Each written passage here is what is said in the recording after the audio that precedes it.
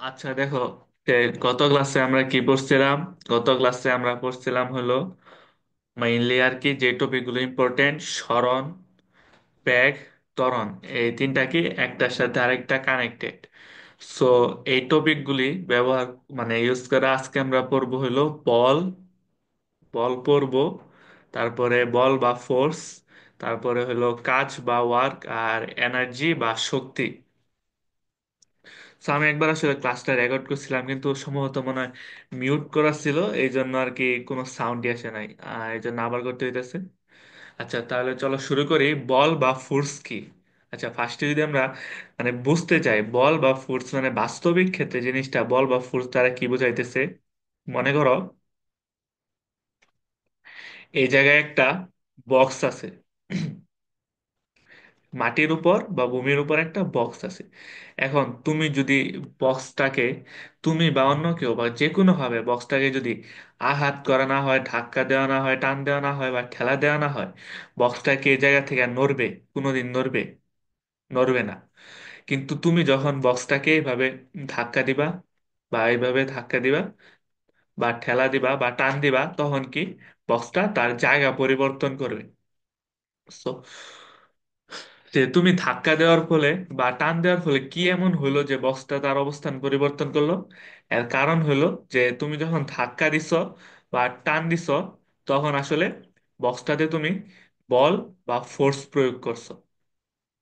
এই জন্য বক্সটা তার অবস্থান পরিবর্তন করছে। এরকম বাস্তবিক ক্ষেত্রে মানে যত জিনিসই অবস্থান পরিবর্তন করতেছে বা জায়গা পরিবর্তন করতেছে, সবগুলোই আসলে পিছনে বল জন্য দায়ী হইলো বল। তাহলে আমরা মানে বল দিয়ে কি বুঝলাম? বল হইলো এই যে আমার মানে বিভিন্ন বস্তুর অবস্থান পরিবর্তনের জন্য দায়ী। আর বল বল আসলে বিভিন্ন প্রকারভেদ আছে, যে এরকম যে ধাক্কা দেওয়া, টান দেওয়া, ঠেলা দেওয়া, এগুলো আসলে বলের বিভিন্ন আসলে প্রকারভেদ। মানে ধাক্কা, টান, ঠেলা এগুলো হলো বলের প্রকারভেদ।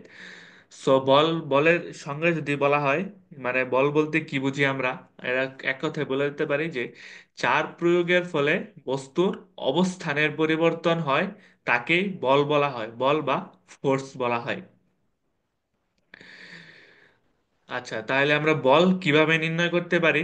বল নির্ণয় করার সূত্র হলো বল force is equals to F, মানে এফ দ্বারা প্রকাশ করা হয় বস্তুর ভর, মাস, মাস ইন্টু এ অ্যাক্সিলারেশন বা ত্বরণ। মানে তুমি আসলে মনে করো একটা বস্তুকে ধাক্কা দিলা, তো এখন তুমি জানতে চাও যে কত বলে বস্তুকে ধাক্কা দিচ্ছ, মানে পরিমাণটা জানতে চাও, ফোর্সের পরিমাণটা। করব যে বস্তুর মাস বা ভর আমাদের জানতে হবে, ওই বস্তুর মাস বা ভর, আর অ্যাক্সিলারেশন বা ত্বরণ জানতে হবে।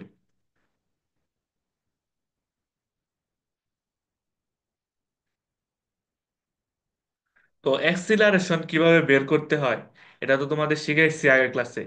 সো এখন বস্তুর ভরবস্থান দেওয়া থাকবে, এই জায়গা থেকে অ্যাক্সিলারেশনটা বের করে তোমরা আসলে এই বলটা নির্ণয় করতে পারবা। সো আমরা কি বলের, আমরা যদি এখন বলের এককটা নির্ণয় করতে চাই, মানে বলকে কি দ্বারা প্রকাশ করি, দেখো ভরের একক কি? ভরের একক হলো কেজি। আর ত্বরণের একক কি? ত্বরণের একক আগের কাছে শিখাইছি হলো মিটার সেকেন্ড ইনভার্স টু। তাহলে এই দুটা যদি গুণ করে দিই তাহলে কি হয়? বলের একক KG metre second inverse two, এটা কি দ্বারা প্রকাশ করা হয়? নিউটন দ্বারা প্রকাশ করা হয়। সো আমরা বলতে পারি যে বলের একক হলো KG metre second inverse two by বা নিউটন, তুমি যেটা বা নিউটন তুমি যেটা ইউজ করো, যে কোনো একটা ইউজ করলেই হবে আর কি।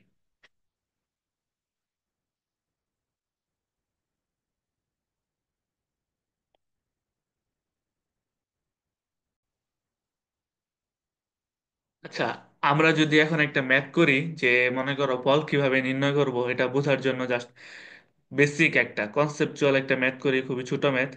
দেখো যে মনে করো এই জায়গায় একটা বক্স আছে নাকি। এখন কি হলো যে বক্সটাকে মনে করো মানে স্থির অবস্থায় আছে, প্রথমে বক্সটা স্থির অবস্থায় আছে।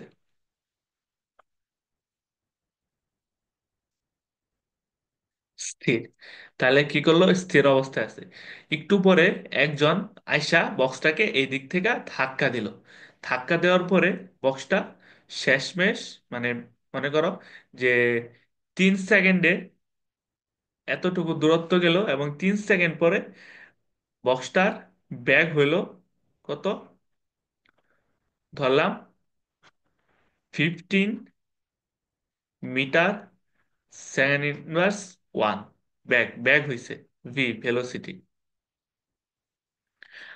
আর ধরলাম যে বক্সটার ভর দেওয়া আছে হইলো 5 কেজি। এখন তোমার কাছে ইনফরমেশন গুলি দেওয়া আছে, তোমার কাছে জানতে চাইছে যে তুমি যে ধাক্কা দিলা তোমার প্রযুক্ত বল বা ফোর্সটা কত হয়েছে। তাহলে দেখো যে ফোর্স আমরা কিভাবে নির্ণয় করতে পারি। একটু আগে তোমাদের সূত্র শিখাইছি, ফোর্সের সূত্র কি, এম ইন্টু এ। আচ্ছা, এম কি তোমাদের দেওয়া আছে প্রশ্নে, 5 কেজি।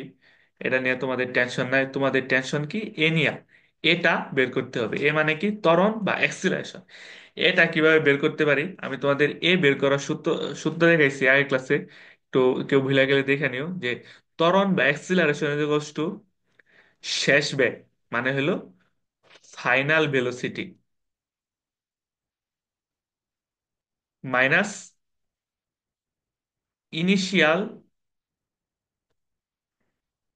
ভেলোসিটি।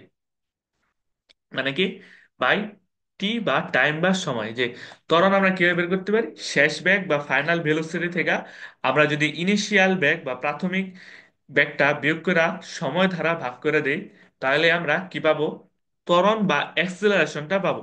তাহলে ত্বরণ কিভাবে নির্ণয় করতে পারি, যে দেখো এই জায়গায় কি ধাক্কা দিচ্ছে একটা লোক, ধাক্কা দেওয়ার আগে কি বস্তুটা স্থির অবস্থায় ছিল। তার মানে কি ঘটনা মানে তুমি আর কি ম্যাথটা কিভাবে করবা, যে কিভাবে ফাইনাল ভেলোসিটি আর শেষ ভেলোসিটি, প্রাথমিক ভেলোসিটি নির্ণয় করবা, যে ঘটনা ঘটার আগে ব্যাগ কত ছিল, আর ঘটনাটা ঘটার পরে যে 3 সেকেন্ড পরে ব্যাগটা কত হয়েছে। ঘটনা ঘটার আগে যে ব্যাগটা ছিল ওটা হলো প্রাথমিক ব্যাগ, আর ঘটনা ঘটার পরে 3 সেকেন্ড পরে যে ব্যাগটা হয়েছে এটা শেষ ব্যাগ। তাহলে 3 সেকেন্ড পরে যে ব্যাগটা দেওয়া আছে 15 মিটার পার সেকেন্ড, এটাকে আমরা কি বলতে পারি, দেওয়া আছে যে ফাইনাল ভেলোসিটি। Final velocity. আর ঘটনা ঘটার আগে কি বলা আছে, স্থির আছে। স্থির মানে কি, ব্যাগ কত ছিল 0 মিটার সেকেন্ড ইনভার্স ওয়ান, তার মানে কি এটা হলো ইনিশিয়াল ভেলোসিটি।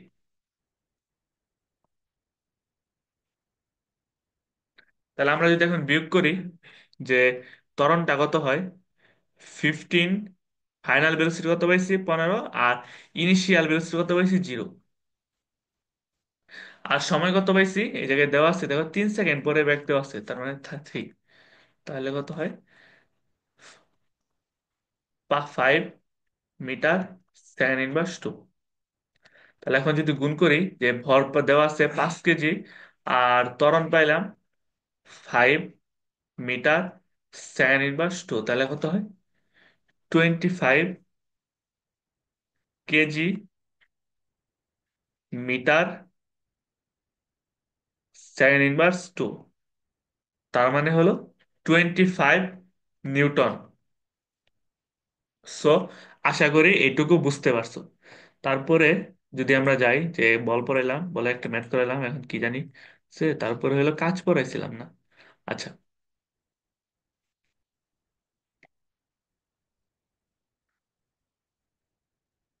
দেখো আমরা যদি এখন কাজ বা ওয়ার্ক নিয়ে আলোচনা করি, কাজ বা ওয়ার্ক দিয়ে আসলে কি বোঝায়।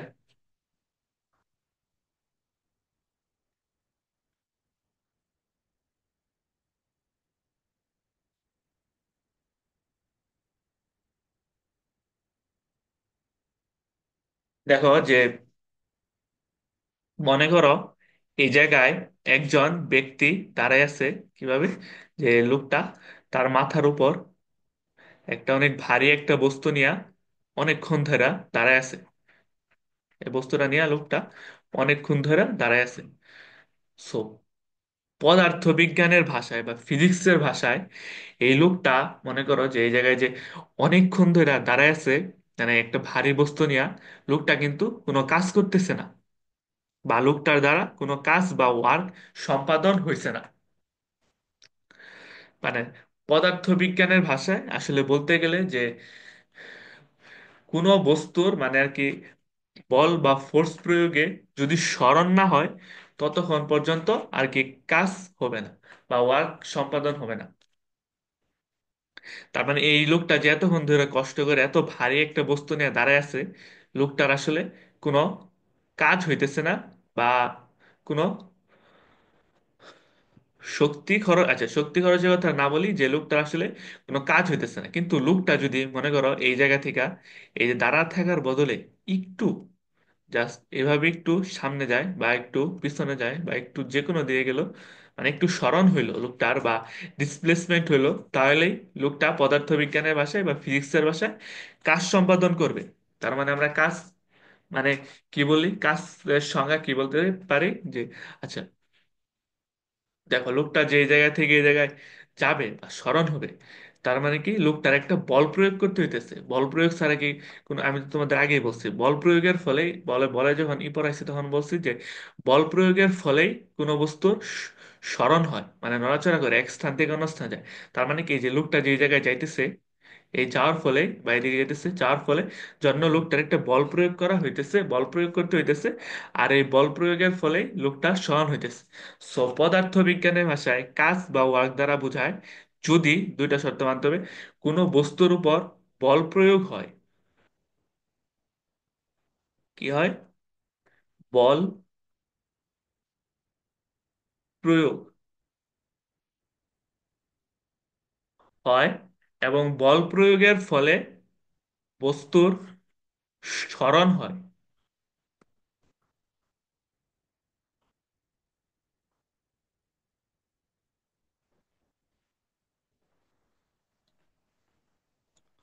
তখন আমরা সেটাকে কি বলি? যদি বল প্রয়োগ হয় এবং বল প্রয়োগের ফলে বস্তুর সরণ হয়, তখন আমরা সেটাকে কাজ বলি। এই দুটো শর্ত মানতে হবে, তাহলে কাজ সম্পাদন হবে কোনো বস্তু দ্বারা বা ব্যক্তি দ্বারা। সো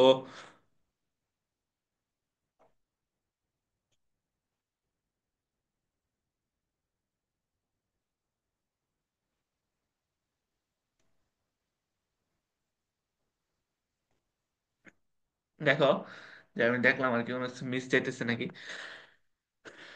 আচ্ছা দেখো, তাহলে কাজ মানে কাজটা যে মানে একটা লোক মনে করো বল প্রয়োগের ফলে সরণ হলো, এখন কতটুকু কাজ সম্পাদন করলো এটা আমরা কিভাবে বের করব?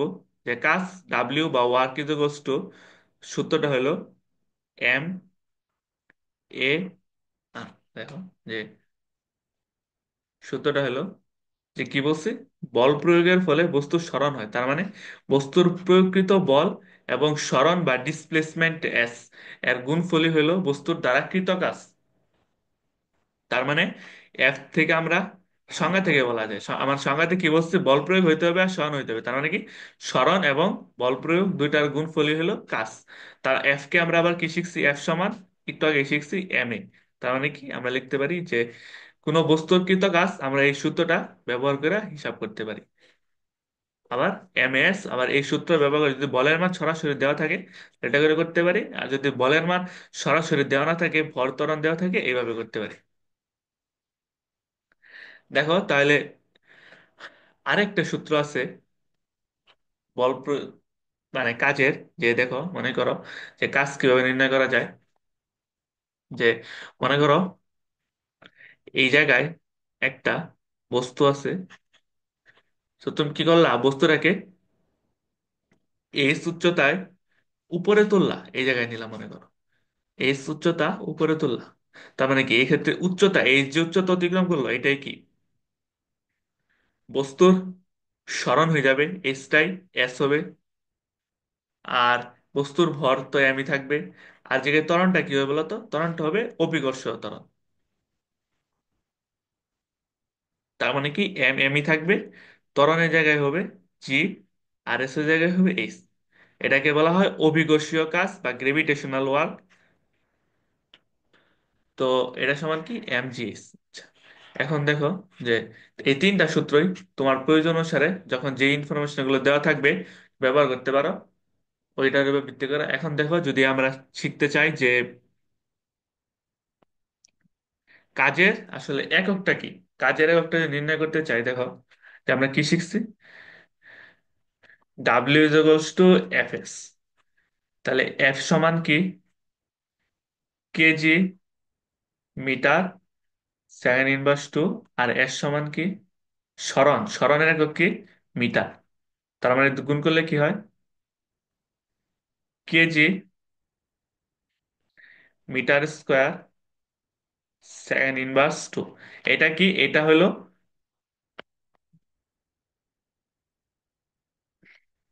এটা হলো কাজের একটা একক। এক, এক নাম্বার দিয়ে রাখি যে এটা হলো কাজের একটা একক। আরেকটা একক তুমি এই জায়গা থেকে লিখতে পারো যে এফ সমান কি জানি আমরা, বলকে কি দ্বারা প্রকাশ করা হয়, নিউটন। এস সমান কি জানি, মিটার। তো এটাও কাজের একটা একক হিসেবে ব্যবহার করতে পারো। আরেকটা একক হলো এই নিউটন মিটার বা এই KG metre second inverse metre square second inverse টুকে জুলও বলা হয়। তো এটাকেও কাজের একটা একক হিসেবে ব্যবহার করতে হতো। কাজের আমরা একক কয়টা পেলাম, তিনটা পেলাম, KG metre square second inverse two, newton metre, joule. যে কোনোটাই ব্যবহার করতে পারো, তবে জুল ব্যবহার করা উত্তম, এটাই পরিচিত বেশি। তো কাজের একক পাইছি তিনটা, আমরা কাজের সূত্র পাইছি তিন ভাবে, কাজ বের করার সূত্র পাইছি তিনটা। তো কাজ গেল। এখন যদি আমরা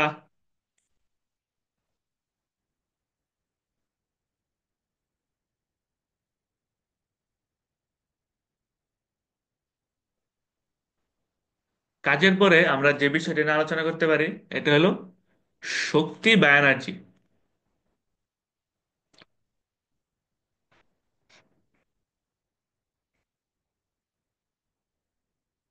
শক্তি বা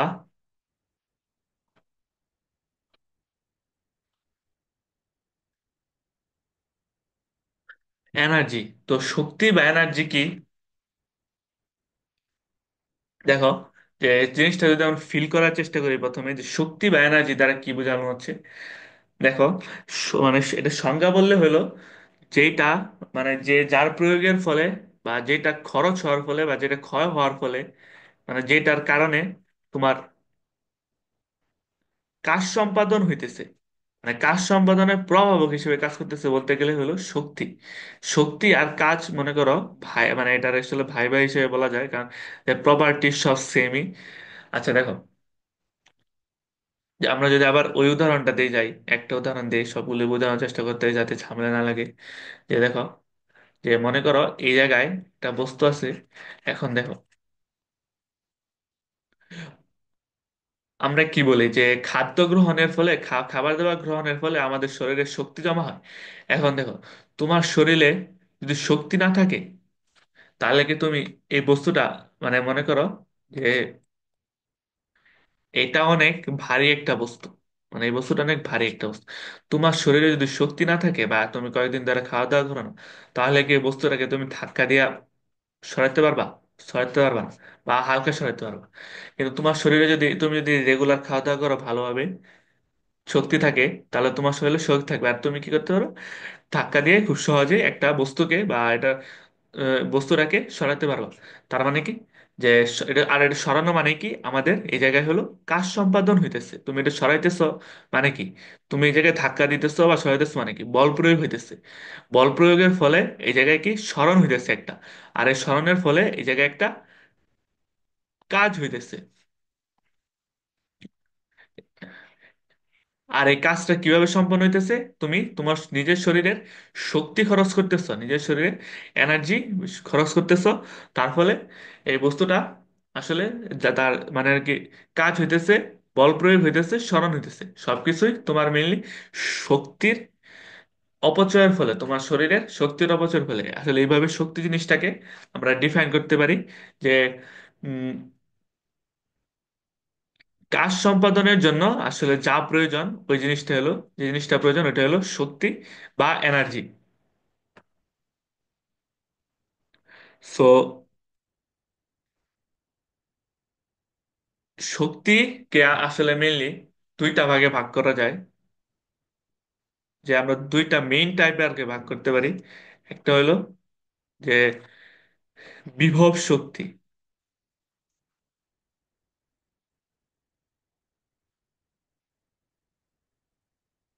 এটাকে বলা হয় পটেনশিয়াল এনার্জি।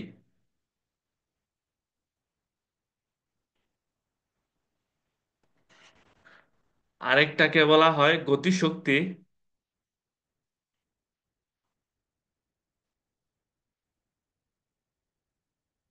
বা কাইনেটিক এনার্জি।